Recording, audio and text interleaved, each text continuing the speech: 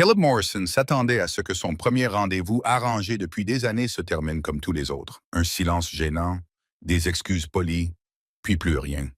Il était un ouvrier du bâtiment veuf qui élevait seul sa fille de 6 ans. L'amour lui semblait être un luxe qu'il ne méritait pas. Mais 30 secondes après s'être assis, la femme en face de lui a remonté sa manche, révélant d'horribles cicatrices de brûlure qui s'étendaient de son poignet à son épaule, et a déclaré d'un ton neutre « Personne ne veut sortir avec moi, monsieur ». Le café sembla se figer. Il pouvait se lever et partir comme les hommes avant lui, ou il pouvait faire quelque chose que personne n'attendait. Un choix allait changer 3 vies à jamais. Caleb n'avait pas envie de venir. Sa sœur avait organisé ce rendez-vous 3 semaines auparavant, insistant sur le fait qu'il devait passer à autre chose, que cela avait assez duré. Il avait accepté juste pour mettre fin à la conversation. Il était maintenant assis dans un coin d'un café hors de prix du centre-ville, surveillant la porte comme si c'était un piège prêt à se refermer. Ses mains étaient rugueuses à cause de ses années de travail dans le bâtiment, colleuses et marquées par la manipulation du bois et du béton. Il les avait frottées 2 fois avant de quitter la maison, mais elles ressemblaient toujours à ce qu'elles étaient, des mains de travailleurs, des mains qui construisaient et réparaient des choses, et qui tenaient sa fille lorsqu'elle pleurait la nuit parce que les enfants à l'école la traitaient de monstre. La femme qui franchit la porte portait des manches longues malgré la chaleur. Elle s'appelait Laura Hayes. Sa sœur lui avait dit qu'elle était infirmière, qu'elle avait peut-être une 30aine d'années et qu'elle était plutôt réservée. Caleb se leva lorsqu'elle s'approcha et lui tendit la main. Elle la serra brièvement, d'une poigne ferme mais distante. Ils s'assirent. Il commanda un café, elle commanda un thé. La serveuse partit, et le silence s'étendit entre eux comme un fil trop tendu. Laura le regarda avec des yeux qui avaient déjà pris une décision. Elle ne sourit pas. Elle ne fit pas semblant. Elle retroussa simplement sa manche droite d'un mouvement fluide, exposant une peau qui avait été fondue et reformée. Des cicatrices qui s'étendaient de son poignet jusqu'au-delà de son coude. Les brûlures étaient anciennes, mais graves, du genre qui racontait une histoire que personne ne voulait entendre. Caleb sentit sa gorge se serrer, non pas de dégoût, mais de reconnaissance. « Personne ne veut sortir avec moi, monsieur », dit Laura. Sa voix était plate, clinique, comme si elle lisait un script qu'elle avait mémorisé il y a des années. « J'ai pensé que cela nous ferait gagner du temps à tous les deux. Si vous voulez partir, je comprends. La plupart des hommes le font. » Caleb ne bougea pas. Il en était incapable. Il avait passé 6 ans à regarder sa fille cacher son visage derrière ses cheveux, à la voir sursauter quand des inconnus la fixaient, à la voir se recroqueviller sur elle-même parce que le monde lui avait appris que ses cicatrices signifiaient qu'elle ne méritait pas d'être aimée. Et voici une femme qui avait appris la même leçon, assise en face de lui, ses blessures à la vue de tous, le mettant au défi de prouver qu'elle avait raison. Il songea à se lever. Il songea à marmonner une excuse et à sortir, comme elle s'y attendait. Ce serait plus facile, plus sûr. Il pourrait rentrer chez lui, embrasser Ava pour lui dire bonne nuit et oublier tout ce qui venait de se passer. Mais quelque chose dans les yeux de Laura l'en empêcha. Ce n'était pas de l'espoir, c'était de la résignation. Elle avait déjà écrit la fin de cette histoire et celle-ci ne prévoyait pas qu'il reste. Caleb tendit le bras par-dessus la table et repoussa doucement sa manche. Laura cligna des yeux, surprise. Il croisa son regard et le soutint. « Ma fille a des cicatrices comme les vôtres », dit Caleb doucement. Sa voix se brisa sur le mot « fille », mais il continua. « Pire, peut-être. Un incendie domestique quand elle avait 3 ans. Sa mère n'avait pas survécu. Ava s'en est sortie, mais de justesse. Elle a 6 ans maintenant, et elle se trouve laide. Elle pense que personne ne l'aimera jamais à cause de ce qu'elle a sur la peau. » L'expression de Laura changea. Son armure se fissura légèrement. Elle retira sa main et croisa les bras sur sa poitrine, non pas dans une attitude défensive, mais protectrice. Caleb voyait qu'elle essayait d'assimiler ce qu'il venait de dire, essayait de déterminer s'il s'agissait d'une sorte de ruse. « Je ne te dis pas cela pour que tu aies pitié de moi, Xi. » Continua Caleb. Il se pencha en avant, les coudes posés sur la table. « Je te le dis parce que je vois en toi la même chose que je vois en elle. On t'a appris à croire que ce qui t'est arrivé te rend inférieur, que cela te rend indigne. Et je suis ici pour te dire que c'est un mensonge. » Laura serra les mâchoires. Elle détourna le regard, fixant la table comme si elle contenait les réponses qu'elle ne trouvait pas. Quand elle reprit la parole, sa voix était plus calme, presque fragile. « Tu ne sais rien de moi, dit Laura. Ce n'était pas de l'hostilité, c'était de la défense, un mur qui se dressait. » Caleb acquiesça. « Tu as raison, je ne sais rien. Mais je sais ce que c'est que de porter un sentiment de culpabilité. Je sais ce que c'est que de penser que tu ne mérites pas le bonheur parce que quelqu'un que tu aimais n'a pas eu le sien. Et je sais ce que c'est que de regarder quelqu'un et de ne voir que les dégâts au lieu de la personne qui a survécu. » Laura le regarda enfin. Ses yeux étaient humides, mais aucune larme ne coulait. Elle semblait l'évaluer, décider s'il était sincère ou juste un autre homme qui disait les bonnes choses jusqu'à ce que cela devienne difficile. « Pourquoi êtes-vous toujours assis, Isbrahim ?» demanda Laura. C'était à la fois un défi et une supplication. Caleb n'hésita pas, car vous êtes la première personne que je rencontre en 6 ans qui pourrait réellement comprendre ce que vit ma fille. Et peut-être, juste peut-être, êtes-vous la première personne qui pourrait comprendre ce que je vis moi aussi. Le café bourdonnait autour d'eux. D'autres conversations, d'autres vies, toutes avançaient, tandis que la leur semblait suspendue à cet instant. Les mains de Laura tremblaient légèrement. Elle les serra l'une contre l'autre pour les calmer. « J'ai perdu mes parents dans l'incendie, » dit soudain Laura. Les mots sortirent rapidement, comme si elle avait besoin de les dire avant de perdre son courage. Il y a 8 ans, j'avais 24 ans. J'ai essayé de retourner chercher ma mère, mais la fumée était trop épaisse. J'ai réussi à sortir. Eux non. Depuis, je passe chaque jour à me demander pourquoi j'ai survécu et pas eux. Et tous les hommes avec qui j'ai essayé de sortir ont regardé ces cicatrices et y ont vu quelque chose de brisé. Quelque chose qu'ils ne voulaient pas réparer. Caleb sentit le poids de sa confession s'installer entre eux. Il comprenait. La culpabilité du survivant. La conviction que vivre signifiait qu'on avait une dette envers les morts. Que le bonheur était une trahison. Il l'avait ressenti chaque jour depuis la mort de sa femme. Chaque fois qu'il riait d'une remarque d'Ava. Chaque fois qu'il ressentait ne serait-ce qu'un soupçon de satisfaction. « Tu n'es pas brisé, » dit Caleb. Sa voix était désormais ferme. « Sûr, tu es une survivante. Tout comme ma fille. Mais elle ne le croit pas encore. Elle pense que ses cicatrices font d'elle un monstre. Elle cache son visage. Elle ne laisse pas les autres enfants la voir. Et je ne sais pas comment l'aider, car je ne suis que son père. Je peux lui dire 1000 fois qu'elle est belle, mais elle ne me croira pas. Elle a besoin de voir quelqu'un qui a vécu la même chose qu'elle, quelqu'un qui s'en est sorti. » Laura le fixa longuement. Son expression changea. La résignation s'estompa, remplacée par quelque chose que Caleb ne pouvait pas vraiment nommer. Ce n'était pas exactement de l'espoir, plutôt de la curiosité, comme si elle voyait une possibilité qu'elle n'avait pas envisagée auparavant. « Tu veux que je la rencontre ?» Laura dit que ce n'était pas une question. Caleb acquiesça. « Pas en tant que petit ami, ni rien de ce genre. Juste en tant que personne qui comprend, quelqu'un qui peut lui montrer que les cicatrices ne signifient pas que tu ne mérites pas d'être aimé. » Laura se mordit la lèvre. Elle baissa les yeux vers ses bras, vers les manches qui couvraient ce que le monde avait décidé de rendre indigne d'être aimé. Quand elle releva les yeux, il y avait quelque chose de brut dans son regard. De la peur peut-être, ou le début du courage. « Je ne sais pas si je peux pas y faire ça, dit Laura. » Sa voix était à peine plus forte qu'un murmure. « Et si j'empirais les choses? Et si elle me voyait, et que cela ne faisait que confirmer ce qu'elle croit déjà? » Caleb secoua la tête.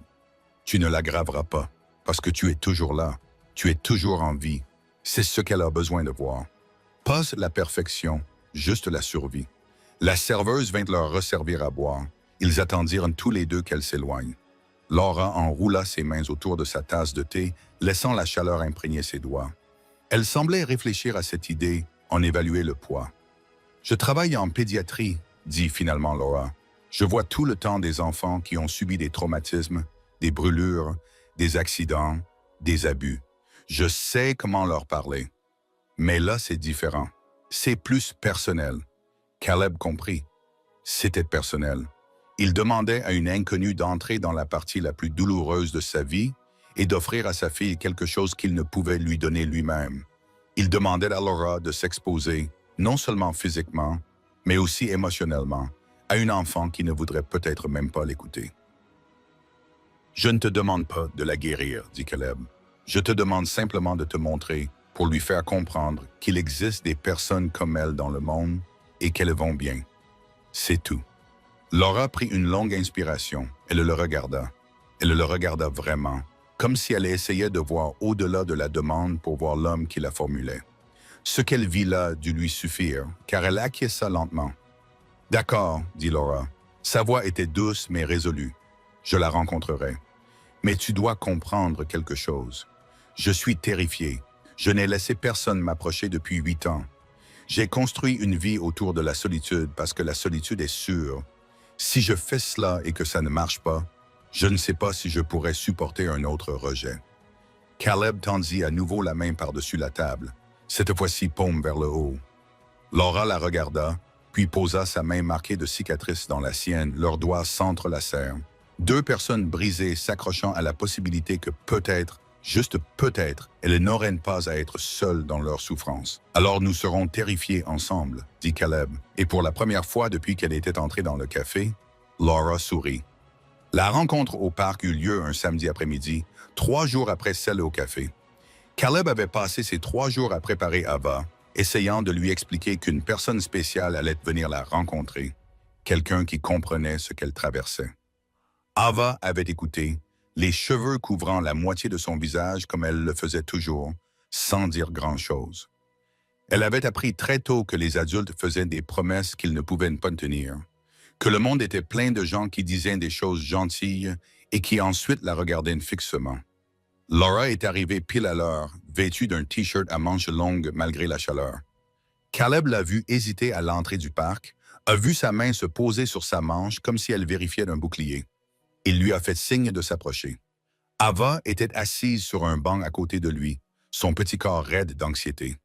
Elle portait un chapeau rabattu sur les yeux et ses cheveux étaient soigneusement arrangés pour cacher le côté droit de son visage, où les cicatrices étaient les plus visibles. « Ava, voici Laura, » dit Caleb doucement. Il garda une voix légère, décontractée, comme s'il s'agissait d'une simple rencontre du samedi, d'une personne comme les autres. Elle est infirmière. Elle aide les enfants à l'hôpital. Ava leva brièvement les yeux, puis détourna le regard. Laura s'assit sur le banc, laissant un espace entre elle et la jeune fille. Elle n'essaya pas de forcer la conversation. Elle ne tendit pas la main pour la toucher. Elle resta simplement assise là, silencieuse et présente. « Ton père m'a dit que tu aimais dessiner, » dit Laura après un moment. Sa voix était douce mais claire. Ce n'était pas la voix de quelqu'un qui parle à un enfant avec condescendance, mais celle de quelqu'un qui savait comment parler à des personnes qui souffraient. Ava haussa les épaules. Elle serrait contre sa poitrine un carnet de croquis qu'elle emportait partout avec elle, mais qu'elle montrait rarement à quelqu'un. Caleb avait vu les dessins, principalement des animaux et des fleurs, des choses qui étaient belles d'une manière dont elle ne se croyait pas capable. Laura n'insista pas. Elle fouilla dans son sac et en sortit son propre carnet de croquis, plus petit et plus usé que celui d'Ava. Elle l'ouvrit à une page remplie de dessins au crayon représentant des mains. Certaines étaient intactes, d'autres portaient des cicatrices, d'autres encore avaient les deux. Les yeux d'Ava se posèrent dessus malgré elle. « Je dessine des mains, » dit Laura. Elle tint le carnet de croquis de manière à ce qu'Ava puisse le voir sans avoir à tourner la tête. Avant, je les trouvais laides après l'incendie. Je les cachais tout le temps. Mais ensuite, j'ai commencé à les dessiner et j'ai réalisé qu'elles racontaient des histoires. Tu vois celle-ci?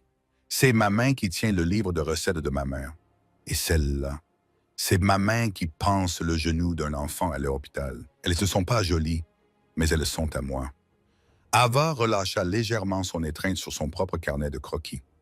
Elle ne regardait toujours pas Laura directement, mais elle l'écoutait. Caleb resta silencieux, laissant le moment se dérouler. « Je peux te montrer quelque chose ?» demanda Laura. Elle n'attendit pas la réponse. Elle remonta lentement et délibérément sa manche droite, exposant toute l'étendue des cicatrices qui s'étendaient de son poignet à son épaule.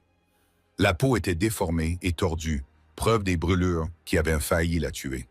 Sous le soleil éclatant de l'après-midi, il était impossible de les cacher. Les yeux d'Ava s'écarquillèrent.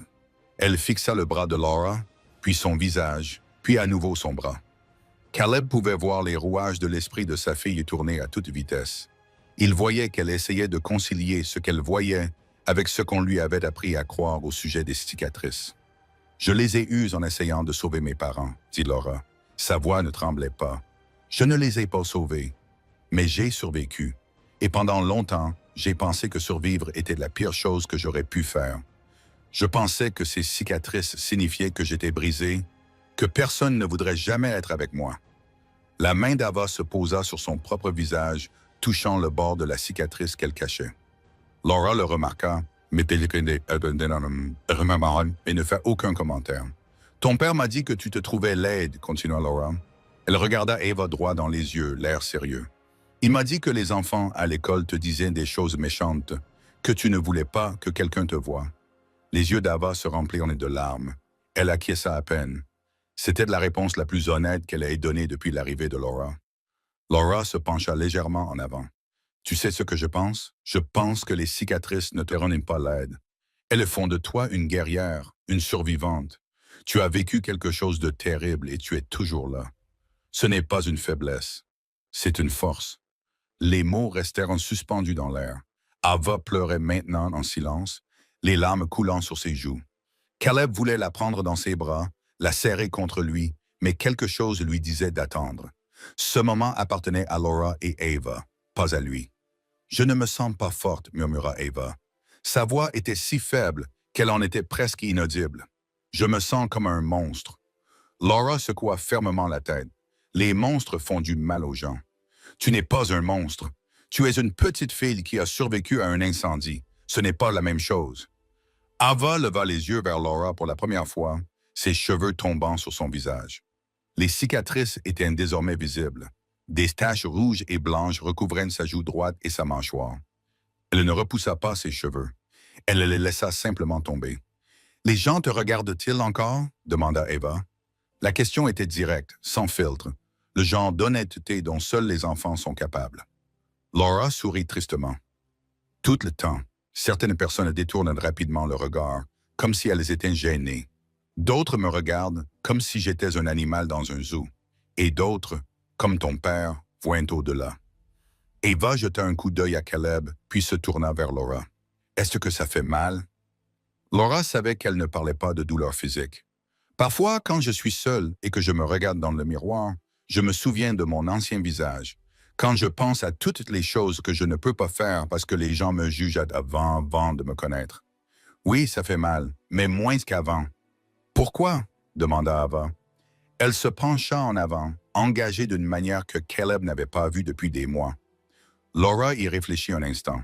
« Parce que j'ai arrêté d'attendre que le monde me dise que j'étais normale.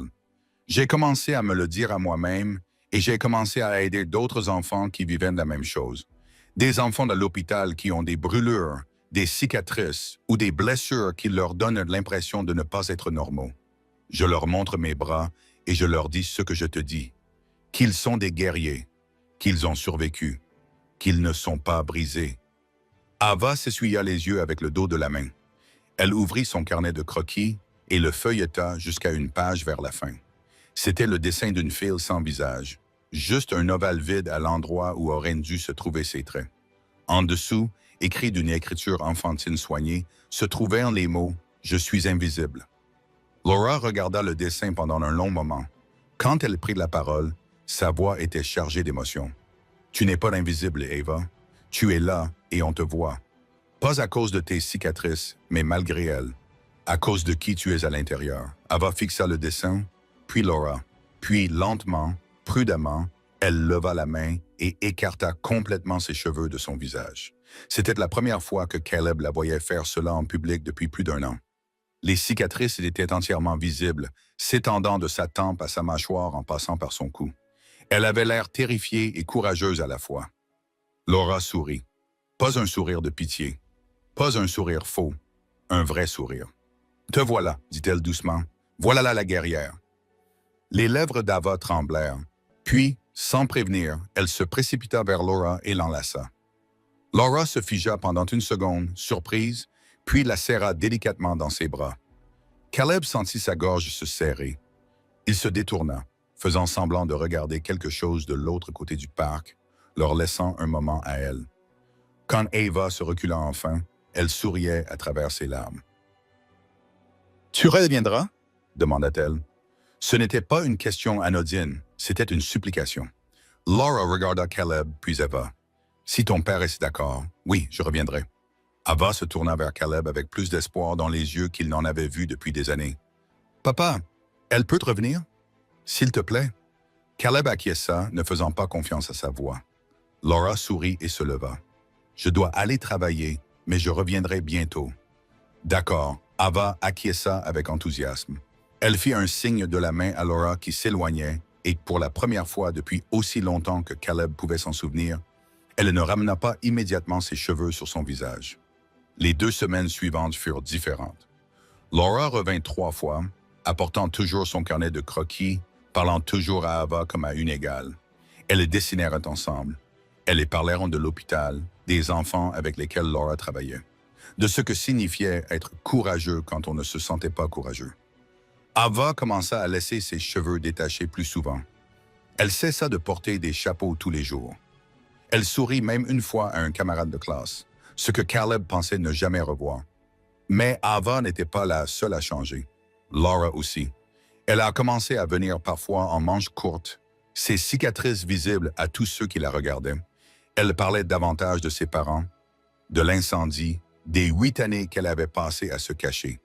Et lentement, prudemment, quelque chose s'est développé entre elle et Caleb. Pas exactement une histoire d'amour, pas encore, mais une connexion, une compréhension, le genre de lien qui se forme entre 2 personnes qui ont toutes 2 traversé l'enfer et trouvé le chemin du retour. La sœur de Caleb l'avait remarqué. Elle était passée un soir alors que Laura était là pour aider Ava à faire un dessin. Elle les avait observés un moment, puis avait pris Kayla à part dans la cuisine. « Est-ce une bonne idée ?» avait-elle demandé à voix basse. Elle s'appelait Rachel et c'était elle qui l'avait poussée à sortir avec Laura. Mais maintenant, elle semblait incertaine. Je veux dire, elle est géniale et avec Ava, mais et si ça ne marchait pas? Et si Ava s'attachait et que Laura partait? Caleb y avait pensé. Il en avait perdu le sommeil. Je ne sais pas, admit-il, mais je sais qu'Ava est plus heureuse maintenant qu'elle ne l'a été depuis des années. Et je sais que Laura est la seule personne qui ait jamais réussi à l'atteindre comme ça. Rachel fronça les sourcils. Elle est blessée, Caleb. Je ne parle pas des cicatrices. Je parle émotionnellement. Elle a perdu ses parents. Elle est seule depuis 8 ans. Et si elle n'était pas assez stable pour ça? Et si elle ne pouvait pas supporter de faire partie d'une famille? Ces mots frappèrent Caleb plus fort que Rachel ne l'avait probablement prévu. Il regarda Laura et Ava à travers la porte, toutes 2 en train de rire devant quelque chose dans le carnet de croquis. « Nous sommes tous blessés, dit-il doucement. Cela ne veut pas dire que nous ne méritons pas une chance, Morvanis. » Rachel s'adoucit. Elle posa une main sur son bras. « Je m'inquiète simplement pour vous 2 et pour Ava. Cela pourrait être vraiment bien ou vraiment mal. Il n'y a pas de juste milieu. » Caleb acquiesça. Elle n'avait pas tort. Mais il savait aussi que le juste milieu n'était plus une option. Ils étaient déjà allés trop loin. Le point de rupture survint 2 semaines plus tard. C'était un mardi soir. Caleb venait de rentrer du chantier, épuisé et couvert de poussière. Ava était censée dîner chez une amie, mais lorsqu'il entra, elle était sur le canapé, pâle et tremblante. Sa respiration était superficielle et rapide. Le cœur de Caleb se serra. « Ava, qu'est-ce qui ne va pas ?» demanda-t-il en se précipitant vers elle. Il toucha son front. Elle était brûlante, sa peau était chaude et moite. Ava essaya de parler, mais les mots ne sortaient pas. Elle désigna son cou, les cicatrices. Caleb regarda de plus près et sentit un frisson lui parcourir les veines. La peau autour des cicatrices était rouge et enflée, plus irritée qu'il ne l'avait jamais vue. Une infection ou une complication. Il ne savait pas. Il savait juste que c'était grave. Il attrapa son téléphone et composa le 911, les mains tremblant si fort qu'il faillit le laisser tomber. Puis, sans réfléchir, il appela Laura. Elle décrocha à la 2e sonnerie. « Caleb, qu'est-ce qui ne va pas? » La voix de Laura était immédiatement alerte, le ton de quelqu'un formé pour gérer les urgences. « C'est Ava, dit Caleb, la voix brisée. Il y a un problème avec ses cicatrices. Elle est brûlante et je ne sais pas quoi faire. » J'ai appelé le 911, mais il ne parvint pas à finir sa phrase. La peur l'étouffait. Laura n'hésita pas. « J'arrive. Garde-la au frais. Mets des serviettes mouillées sur son front et son cou. Ne touche pas directement les cicatrices. Je serai là dans 10 minutes. » Elle raccrocha. Caleb courut à la salle de bain, prit des serviettes et les trempa dans de l'eau froide. Il en pressa une doucement sur le front d'Ava. Elle gémit, le regard vague. Il ne s'était jamais senti aussi impuissant de toute sa vie. Quand sa femme était morte, il s'était senti impuissant aussi. Mais au moins, il savait ce qui se passait. Là, c'était différent. C'était sa fille, et il ne savait pas si elle allait s'en sortir. Laura fit éruption dans la pièce 8 minutes plus tard, toujours vêtue de sa blouse. Elle avait un sac médical avec elle. Elle s'agenouilla à côté d'Ava, ses gestes calmes et précis. Elle vérifia le pouls, la respiration et la température d'Ava. Elle examina les cicatrices sans les toucher, le visage grave, mais sans panique. « C'est une infection, » dit Laura.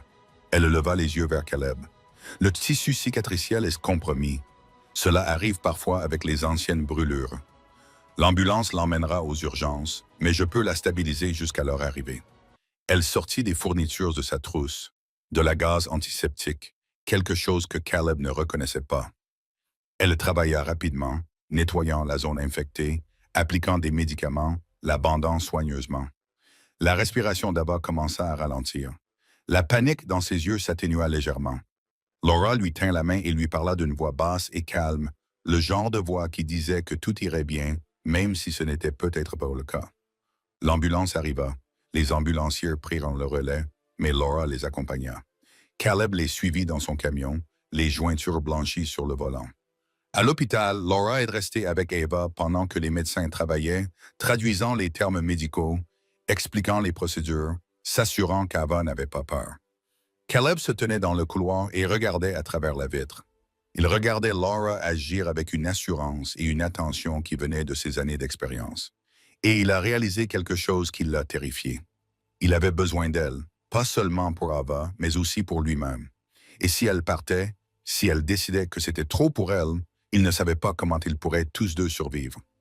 Ava est sortie de l'hôpital 2 jours plus tard avec des antibiotiques et des instructions strictes concernant le soin de sa blessure. L'infection était grave, mais elle avait été détectée à temps. Le médecin a dit que si Laura n'avait pas agi aussi rapidement, cela aurait pu être bien pire. Caleb ne voulait pas imaginer ce que pire pouvait signifier. Il se concentrait simplement sur le fait de ramener sa fille à la maison et de la garder en sécurité. Laura resta avec eux cette première nuit. Elle dormit sur le canapé, insistant pour surveiller la fièvre d'Ava et s'assurer que les médicaments faisaient effet. Caleb se réveilla à 3 heures du matin et la trouva assise à côté du lit d'Ava, une main posée doucement sur le front de la fillette, vérifiant sa température. Cette image resta gravée dans sa mémoire. Cette femme qui avait passé 8 ans à éviter tout attachement, à éviter tout risque, veillait désormais sur sa fille comme si c'était la sienne. Le lendemain matin, Ava se réveilla en se sentant mieux. La fièvre était tombée, elle reprenait des couleurs. Elle vit Laura assise sur la chaise près de la fenêtre et sourit. Le genre de sourire qui vient quand on se réveille et qu'on trouve encore là quelqu'un qu'on aime. « Tu es resté, » dit Ava. Sa voix était rauque mais ferme. Laura acquiesça. « Je t'avais dit que je resterais. » Les guerriers se serrent les coudes. Ava s'assit lentement, grimaçant légèrement sous l'effet de la douleur. Elle regarda Laura avec une intensité qui semblait trop mature pour une enfant de 6 ans. « Tu vas être ma maman? » La question fit l'effet d'une bombe dans la pièce silencieuse. Laura pâlit. Caleb, qui venait d'entrer avec le petit déjeuner, se figea sur le seuil. Aucun d'eux ne s'attendait à cela. Ils avaient pris soin de ne pas mettre de nom sur ce qui se passait entre eux. Ils étaient tellement concentrés sur le rétablissement d'Ava qu'ils n'avaient pas pris en considération ce qu'elle pouvait ressentir. Laura ouvrit la bouche, puis la referma. Elle regarda Caleb, les yeux écarquillés, exprimant à la fois la panique et le désir. Il pouvait voir la guerre qui se livrait en elle. La partie qui voulait dire oui lutter contre celle qui avait peur d'échouer. Ava, ce n'est pas Caleb qui commença, mais Ava l'interrompit. « Je veux qu'elle soit ma mère, » dit Ava. Ce n'était plus une question, c'était une déclaration. Elle me rend courageuse. Elle ne me regarde pas comme si j'étais brisé. Et elle est restée quand j'étais malade. Maman est restée. La simplicité de ces mots brisa quelque chose en Laura. Elle se couvrit le visage de ses mains, et Caleb vit ses épaules trembler. Elle pleurait en silence. Le genre de pleurs qui viennent d'années passées à tout retenir et qui finissent par éclater d'un coup. Ava avait l'air inquiète. « J'ai dit quelque chose de mal ?» demanda-t-elle d'une voix à nouveau faible. Laura baissa les mains et secoua rapidement la tête. Elle traversa la pièce et s'assit à côté d'Ava, prenant les petites mains des deux filles dans ses mains marquées de cicatrices. Son visage était mouillé de larmes, mais sa voix était claire. « Tu n'as rien dit de mal, dit Laura. Tu as dit quelque chose de très, très juste. Mais j'ai besoin que tu comprennes quelque chose. J'ai peur que si j'essaie d'être ta mère, je vais tout gâcher, je vais te décevoir. Je n'ai jamais été la mère de personne auparavant. Je ne sais pas si je suis assez bonne. » Ava la regarda sérieusement. « Tu m'as sauvée, dit-elle. Tu savais quoi faire quand j'étais malade et papa ne savait pas. Tu m'as montré comment être courageuse. C'est ce que font les mamans. » Laura retint son souffle. Elle regarda Caleb à nouveau et cette fois, il le vit clairement. Elle voulait cela.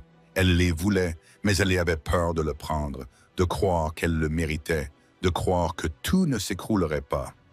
Caleb posa le plateau du petit déjeuner et vint s'asseoir de l'autre côté du lit. Il posa une main sur l'épaule de Laura, sentant la tension dans ses muscles, la façon dont elle se retenait par la seule force de sa volonté. « Tu n'as pas à te décider tout de suite, » dit Caleb doucement. « Mais j'ai besoin que tu saches quelque chose. Tu n'es pas seulement assez bien. Tu es exactement ce dont nous avons besoin, ce dont Ava a besoin, ce dont j'ai besoin. » Laura le regarda et il vit qu'elle assimilait ses paroles, essayant d'y croire. « J'ai passé 8 ans à me convaincre que je n'étais pas faite pour ça, dit-elle. Sa voix était rauque. La famille, c'était quelque chose que les autres avaient, pas moins. Et maintenant, vous êtes tous les deux assis et vous me dites que je peux l'avoir.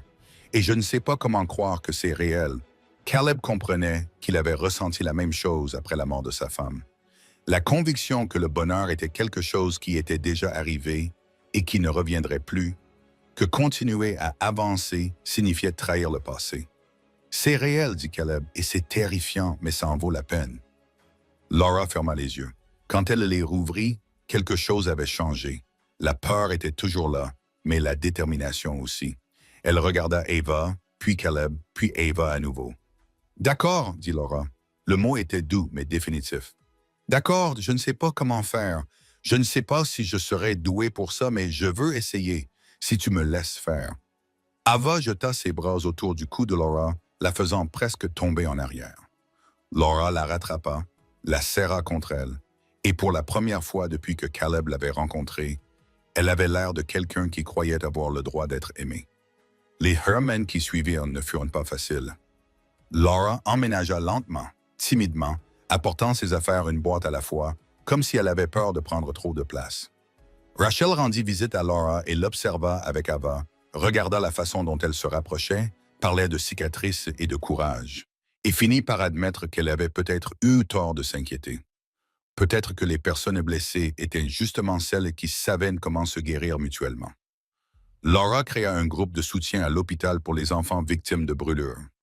Ava y assistait parfois, assise en cercle avec d'autres enfants qui avaient des cicatrices comme les siennes, écoutant Laura parler de survie et de force. Les autres enfants l'admiraient, cette infirmière qui montrait ouvertement ses cicatrices et leur disait qu'ils étaient des guerriers. Ava a commencé à faire de même. Elle a cessé de cacher son visage à l'école. Elle s'est fait des amis. Elle a même tenu tête à un garçon qui traitait une autre fille de laide. Elle lui a dit que les cicatrices ne faisaient pas de toi un monstre, elles vous rendaient courageux. Caleb observait tout cela et ressentait quelque chose qu'il n'avait pas ressenti depuis 6 ans. Pas seulement du bonheur, mais un sentiment de plénitude. La conviction que sa famille n'était plus brisée, mais simplement reconstruite différemment, plus forte. Un soir, 3 mois après le séjour d'Ava à l'hôpital, ils étaient tous les 3 assis dans le jardin, regardant le coucher de soleil. Ava était entre eux, son carnet de croquis ouvert, dessinant 3 personnes se tenant la main. Laura avait retroussé ses manches, ses cicatrices étaient invisibles et personne n'y fit attention. Caleb avait son bras autour d'eux deux. « Papa, dit Ava sans lever les yeux de son dessin, Laura peut-elle rester pour toujours? » Caleb regarda Laura. Elle le regarda en retour. Ils n'avaient pas encore parlé de « pour toujours ». Ils vivaient au jour le jour, instant après instant. Tous deux avaient trop peur de nommer ce qui se passait entre eux, de peur que le nommer ne le fasse disparaître. Je pense que cela dépend de Laura, répondit Caleb avec prudence. Laura posa le livre qu'elle était en train de lire. Elle regarda Ava, puis Caleb, et son expression était ouverte, contrairement à leur première rencontre. Pas d'armure, pas de barrière, juste de l'honnêteté. J'aimerais bien, dit Laura, si vous m'acceptez. Ava sourit et retourna à son dessin. Caleb tendit la main et prit celle de Laura. Ses doigts rugueux de travailleur du bâtiment s'entrelaquant avec ceux, marqués de cicatrices, de Laura. Ils restèrent assis là, tandis que le soleil se couchait. Trois personnes qui avaient toutes cru à un moment donné qu'elles étaient trop brisées pour mériter l'amour, prouvant qu'elles avaient tort simplement en restant. 6 mois plus tard, Laura anima sa première séance officielle de soutien aux victimes de brûlures. Elle se tenait devant 20 enfants âgés de 5 à 15 ans, tous portant des cicatrices, visibles ou invisibles, et elle leur raconta son histoire. Elle leur parla de l'incendie qui avait emporté ses parents, des 8 années qu'elle avait passées cachée, de sa rencontre avec un homme et une petite fille qui lui avaient appris que les cicatrices n'étaient pas une fin. Elles étaient la preuve que vous aviez survécu, que vous étiez assez fort pour continuer. Ava était assise au premier rang, ses cicatrices bien visibles, les cheveux tirés en queue de cheval. Lorsque Laura eut fini de parler, Ava se leva et raconta sa propre histoire. L'incendie qui lui avait coûté la vie de sa mère, sa conviction d'être un monstre, sa rencontre avec une femme qui lui avait montré ce que signifiait vraiment être une guerrière. À la fin de son récit, la moitié des enfants présents dans la salle pleuraient. L'autre moitié souriait. Laura regarda Caleb, qui se tenait au fond de la salle, et lui murmura 2 mots. « Merci », dit-il en secouant la tête. Il n'y avait pas besoin de remercier. C'était à cela que ressemblait une famille quand on la construisait à partir de morceaux brisés. Imparfaite, marquée, mais entière dans ce qui comptait vraiment. Ce soir-là, après qu'Ava se fût endormie, Caleb et Laura s'assirent sous le porche. Elle se blottit contre lui, la tête posée sur son épaule, tous deux épuisés et satisfaits. « Tu ne le regrettes jamais ?» demanda Laura doucement. Ce rendez-vous arrangé, avoir dit oui à tout cela. Caleb y réfléchit, à la peur, à l'incertitude, au risque d'ouvrir à nouveau son cœur après avoir tant perdu. Puis il pensa à Ava qui riait avec ses amis à l'école, à Laura qui se tenait devant ses enfants et leur donnait de l'espoir, à la famille qu'ils avaient construite ensemble à partir de rien d'autre que des cicatrices et de l'obstination. « Pas une seule seconde, répondit-il. Laura sourit et ferma les yeux. Moi non plus. Et à ce moment-là, assis ensemble dans le noir, 3 personnes marquées par la vie qui s'étaient trouvées contre toute attente. Ils étaient exactement là où ils devaient être. Pas parfaits, pas guéris, mais ensemble. Et cela suffisait.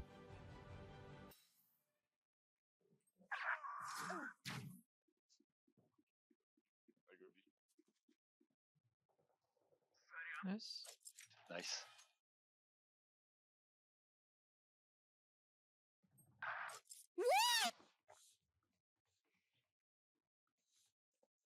Ils vont rota et tu vas me revive.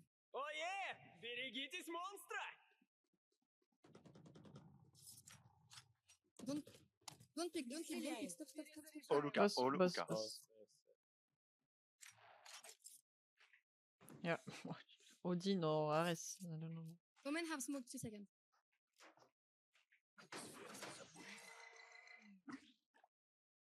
Come, revive me now. Can someone go back to A? Барьер установлен. Тебе еще нужно исполнить свой Ouais, долг. pick Sage. Ah bah, je vois les préférences. Bah oui. Bah ouais. Voilà. Coming A. Discrimination envers les hommes. Voilà. Plenty gay. Sexisme. один враг. 30 секунд. Спайк установлен. Bro, he's behind. Half HP, half HP. Nice. Mais qu'est-ce... Vas-y, je vais rien dire, on a gagné le round. Je dis rien, parce que le gars, il est quand même passé backside, alors qu'il y avait un gars qui... Enfin bref. Enfin Play bref. like that one more. They will probably come A though. Mhm. I have my ult, okay? Léon, man. Купите мне это. Ah, ça arrive Ah bah. avec le Phoenix, hein. Ah bah oui. Ah bah... Спасибо. Ah bah, thank Alors. you. Take your fate. Hey, Chamber, can you drop? Thanks. Yeah, no worries. Okay, Omen, don't smoke fast. Maybe try. Let's chamber try to get one. De quoi? Parle pas à toi, D'accord. Omen. Ok. Genau. I smoke after one. Vas-y. Поиграть захотелось. Поиграем. Qui retourne faire s'aimer lui. Wooker. À l'autre, hein. Smoke on A. I'm leaving. Omen, wait. Bro, stay here. I'm gonna leave. One more. Tout. Tout long. J'ai fait nimp. Tout long. Ah, one elbow. All three. Oh, Спайк установлен. putain, j'ai fait nimp. Остался один Oh, игрок. j'ai fait nimp. Coucou Jeannot. Wesh.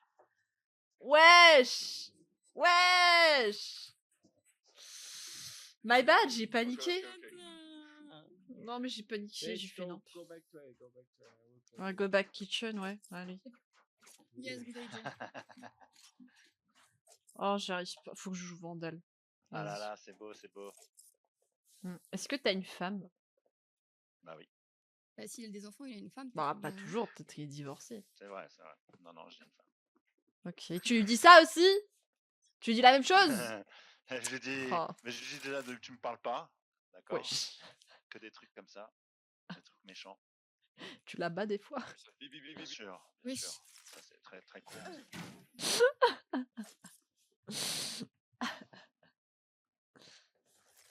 Un new fade. Je dois FK tel 2 minutes. Je joue mais Va j'ai te le faire son. voir. Va te faire voir. Tu veux en TP?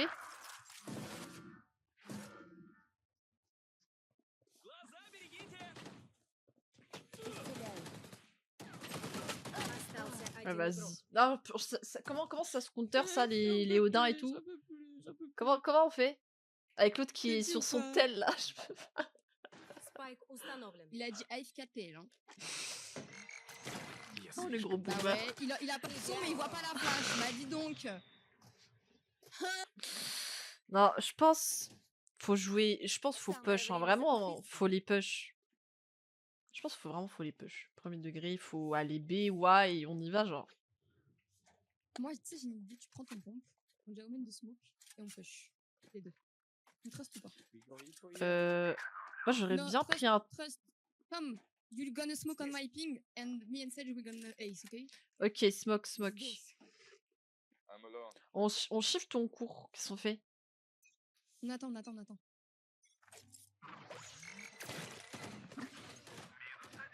I'm gonna flash. Je Спайк на crois que j'ai pas compris le ce que plan. t'as fait. Mais j'ai pas compris le plan. Je pensais qu'on. Je sais pas, on se mettait dans les coins, genre. Mais je pensais qu'il allait smoke devant moi. Ah ouais, je pensais qu'il allait smoke plus loin. J'ai pas vu. En fait, premier degré, je pensais qu'il allait smoke plus loin, genre. Vous voyez ce que je veux dire? Спайк установлен. Vas-y, je comprends plus rien, je suis trop fatiguée là. Ça y est, j'arrive plus, je suis trop fatiguée.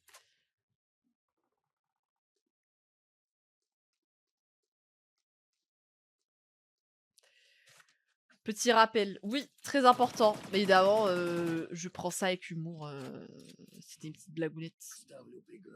C'est juste parce qu'il avait vraiment l'air de... de faire un peu le match et tout. Wesh. Mais comment? Non, my bad. Non, c'est bon. C'est quoi là? On peut encore gagner. On peut encore gagner. On peut encore gagner. My bad, je suis plus concentrée. En fait, je suis trop chill. Je suis trop dans le chill, genre. Je suis trop dans le chill. Regarde ce que j'ai acheté. Ah You ouais, said trust me, t'es... you kill all. That didn't work. We are women. Never trust a woman, bro. Чудесно. Ok, tu penses que ça va être du B ou du A? Je te trust toi. Je sais pas. Je sais pas, parce qu'ils font A, puis ils s'en vont. Je sais pas. Spray avec le chamber, je pense. Je vais venir aussi. Non. One HP Gecko. 46.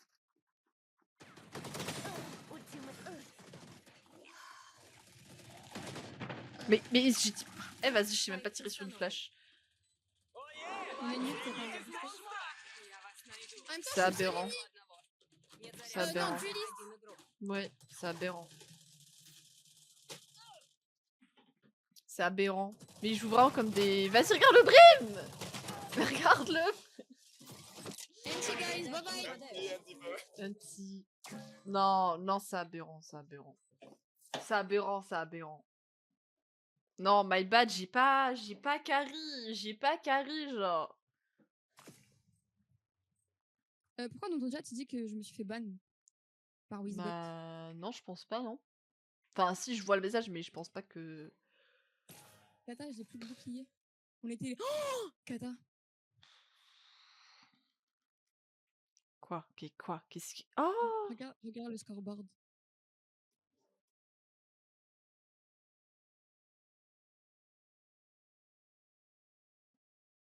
Là, j'ai très honte de ce qui se passe là.